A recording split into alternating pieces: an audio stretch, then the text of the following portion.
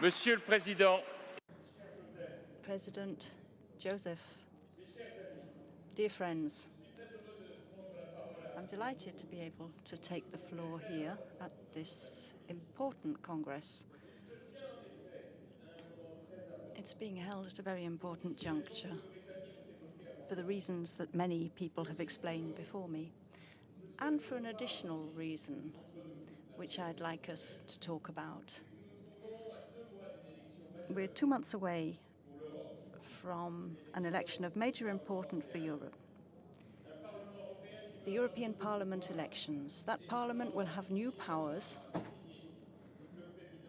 and it will appoint the President of the Commission. And for all of those reasons, we have to do everything that we can to make sure that our political family wins the elections across Europe. It's not just important, it's absolutely vital for the future of Europe, because there's a difference between the left and the right. They're not the same, not in our countries and not at European level. We can tell you about it. In France, we've had a socialist government for 2 years now, and we're facing major economic difficulties because of mistakes that have been made in economic and fiscal policy. In this situation where you have the left mobilizing in a certain number of countries, the danger doesn't come only from the left. We also have anti-European populist parties, sometimes far-right parties, which are growing in strength in several member states. They are whipping up fear, and they're our biggest adversaries, because they are taking from us the votes that would allow our candidates to be elected at the upcoming European elections. So my message to you this evening, friends, is that as we start mobilizing, we have to have the courage to put together a project that's in phase with the desires of our citizens.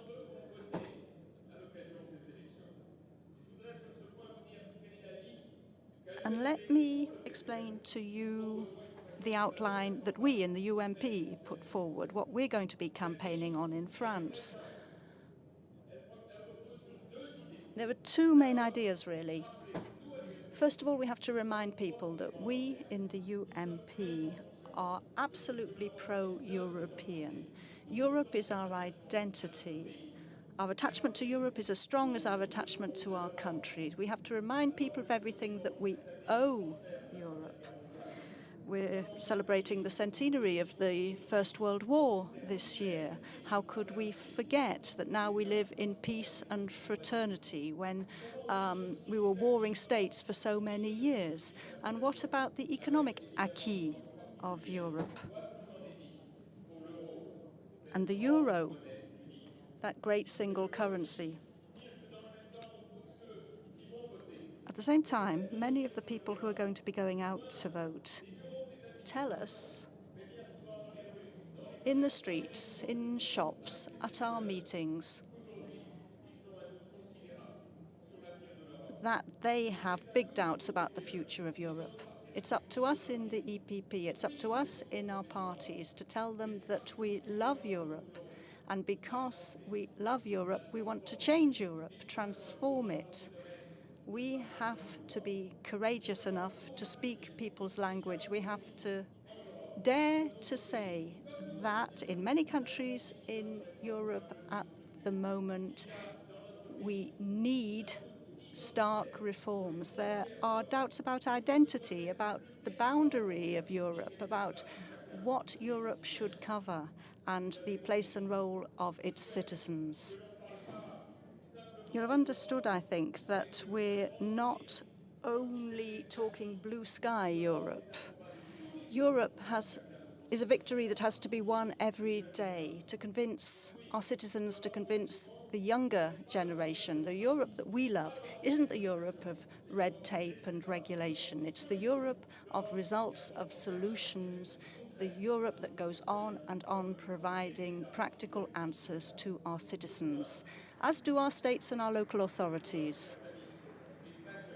That's a very important point, ladies and gentlemen. In our campaign, we have to talk about the Europe of competitiveness. We mustn't be afraid to say that the issue of competitiveness is really key. We have other areas of the world developing faster than we are. Talk about trade, reciprocity when we are negotiating free trade agreements. Otherwise, we are frightening our businessmen, our tradespeople, people who feel that they are shackled. We have to provide structural reforms for them and make sure that we have reciprocity when we sign international agreements. Thirdly, we want to protect our frontiers. Other areas of the world do that. We have to dare to think about the future of Schengen and its political governance. And we must be courageous on the international stage as well. Earlier, we talked about a whole series of international situations that are worrying to people in Europe. I dream of a Europe that can speak with one voice, that has its diplomats, that has a courageous defense policy, because there will not be solid diplomacy in Europe if we do not have the courage to have a proper defense policy. I'm speaking on behalf of my country, France, and I can say that the dangers that we see all around Europe, in North Africa, in sub-Saharan Africa, in the Near East and the Middle East, and perhaps even in the Far East, all of these dangers mean that we have to open our eyes. When you look at the geopolitical risks of terrorism, you understand what the dangers are. And I have to say to you and member states who don't want to develop a defense policy that what they're doing isn't just selfish, it's reckless. France has intervened in many areas which are dangerous for Europe, but it can't do that all the time, and it can't do that forever, and people have to understand that. And I'd also like to mention the crisis in the Ukraine, which has come to haunt us, to remind us in our continent that stability is never acquired once and for all. On behalf of the UMP, I'd like to express my total support to the new Ukrainian government, the only legitimate government. I also think of those who fell on Maidan Square. And I'd like to say to the people who came here today, to Tymoshenko, to Klitschko, that we have understood their message. We have to have the courage to speak with one voice so that we can go on preserving the territorial unity of the Ukraine. I come now to my last point. To bring about all of these reforms, we have to win the elections. And then we have to convey a courageous message and implement it in the years that follow if we want to curb Euroscepticism. We've talked a lot about the election of the President of the European Commission. Obviously, that is a very important task, and it will create the conditions for what we do in the future. So the first thing we have to do is to win those European Parliament elections. Otherwise, we will not be able to put our candidate into that position. And we must be united. We must have a single candidate, and we must back that candidate. And there's a third precondition too. The person who is elected must become the President of the Commission.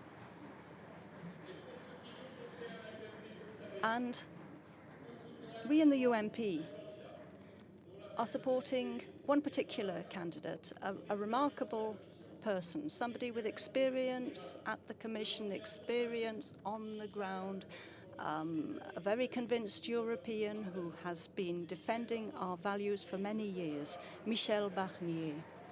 And I would invite you to support him. for the Europe that we desire. Tomorrow is voting day, and I would just like to make it clear that the UMP will be supporting